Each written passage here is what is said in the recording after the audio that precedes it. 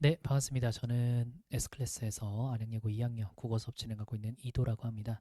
오늘은 2학년 내신 수업이 마무리가 돼서 분석 영상을 촬영하려고 영상을 켜게 되었습니다. 바로 시작을 좀 해볼게요. 사실 이번 시험 난도 범위는 그렇게 넓지 않았고요. 문제 수도 하나가 줄었습니다. 원래 지금까지 항상 28문제가 나왔었고 서술형도 심심치 않게 등장하고는 했었는데 올해는 문제 수도 하나 줄고 서술형도 없어져서 상대적으로 아이들이 시간을 운용하기 좀 편한 시험이 아니었나 하는 생각이 들어요.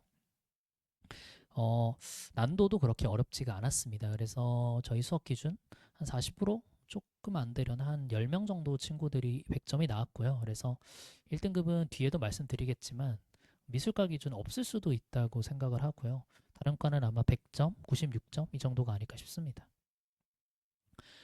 문제 특이점에 대해서 말씀을 드릴게요. 이번 시험에서 딱히 막 킬러 문항이다 싶은 거는 저는 없었다고 생각을 하고, 근데 이제 우리 15번 문제 어휘 문제를 보면 이제 문법이 빠져서 슬슬 어휘 문제가 등장하기 시작했구나. 이런 거를 좀 특징적으로 봐주시면 될 것 같고요.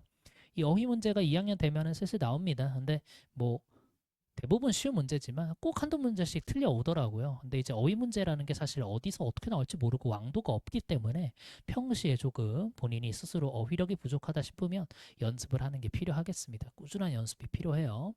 그리고 12번 문제 가운데 문제 보시면 이게 비문학 3점짜리 문제를 거의 그대로 냈다고 생각해 주시면 됩니다.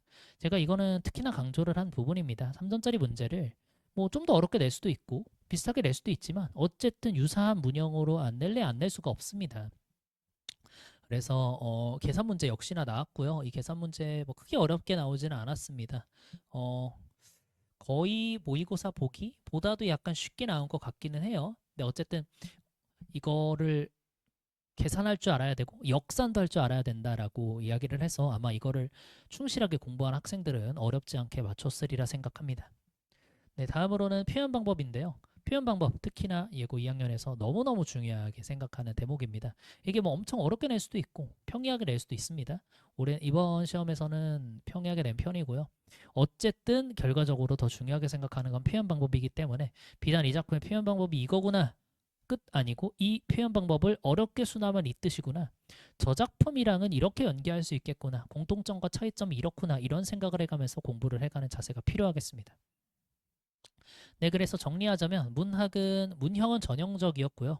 밀도가 높고 그리고 문학도 마찬가지고 여기 나온 비문학도 마찬가지인데요. 범위는 좀 많이 줍니다만 그 범위에서 아예 안 내버리는 지문이 있습니다. 근데 뭐 그거를 예측을 하는 거는 사실 가능하지 않은 영역이라고 생각을 하고 그래서 어쨌든 골고루 다 공부를 하긴 해야 하겠습니다. 어, 그리고 비문학 같은 경우에는 보기 활용 문제, 그리고 외적 준거, 모의고사랑 유사하게 출제가 됩니다. 그래서, 보기가 아마 대부분의 경우 유사하게 나오고 조금 더 어렵게 나올 수도 있겠습니다만, 어쨌든 모의고사 3점짜리 보기를 달달달 어떤 식으로 변형해서 나오더라도 처리할 수 있게끔 공부를 해놓으면 대부분의 모의고사 문제는 킬러 문제는 맞출 수 있다는 말씀 드립니다. 그래서 결론적으로 이번 시험 비교적 상식적이었고요. 1등급 컷은 미술 기준은 없을 수 있을 것 같고요.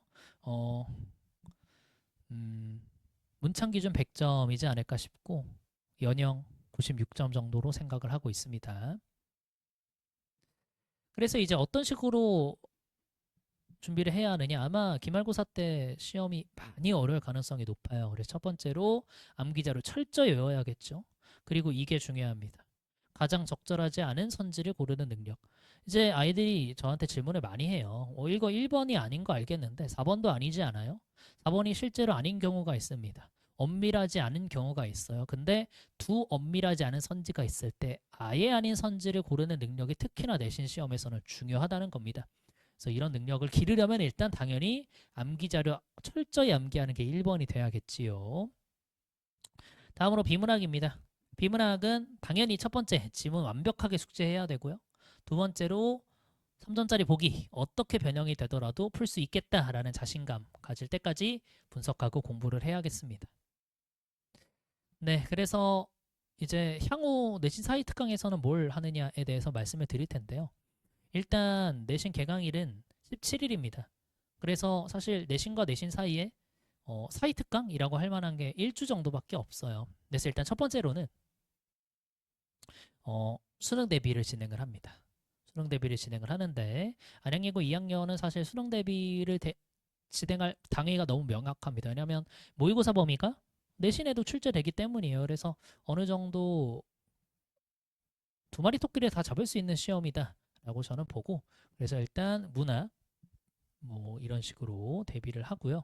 비문학도 대비를 한다고 봐주시면 됩니다.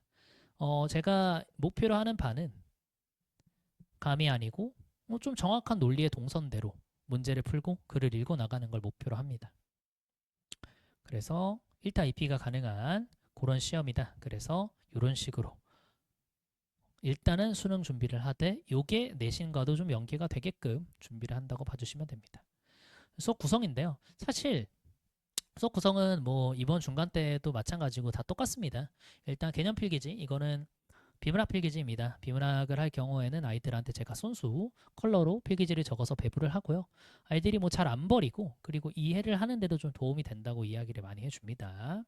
다음으로는 이제 본교재고요. 본교재 제가 다 내지 디자인까지 맡겨서 표지 디자인까지 해서 자간, 행간 이런 것들 전부 신경 써서 만들고 있고요.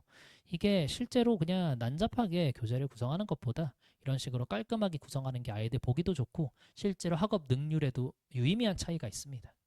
주간지도 마찬가지로 형식, 서식 엄격하게 따지고요.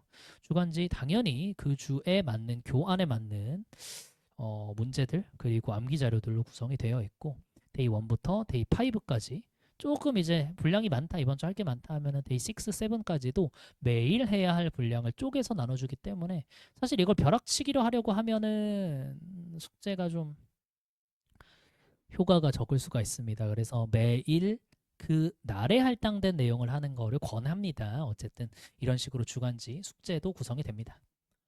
수업이고요. 수업은 사실 3시간 구성이 되고 이 3시간 수업 구성은 그 주에 뭘 배우냐에 따라서 조금씩 달라지기 때문에 참고만 해주시면 감사하겠습니다.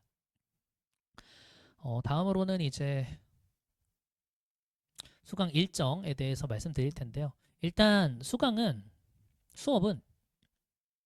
10일 이번 주부터 시작이 됩니다. 내신 수업은 17일부터 시작이 되고요. 시간은 항상 똑같습니다.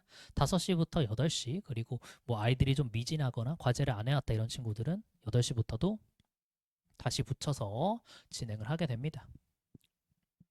네, 그러면 저는 여기까지 분석 영상 그리고 앞으로 어떤 식으로 수업을 진행할지 소개 영상 마무리하도록 하겠습니다. 감사합니다.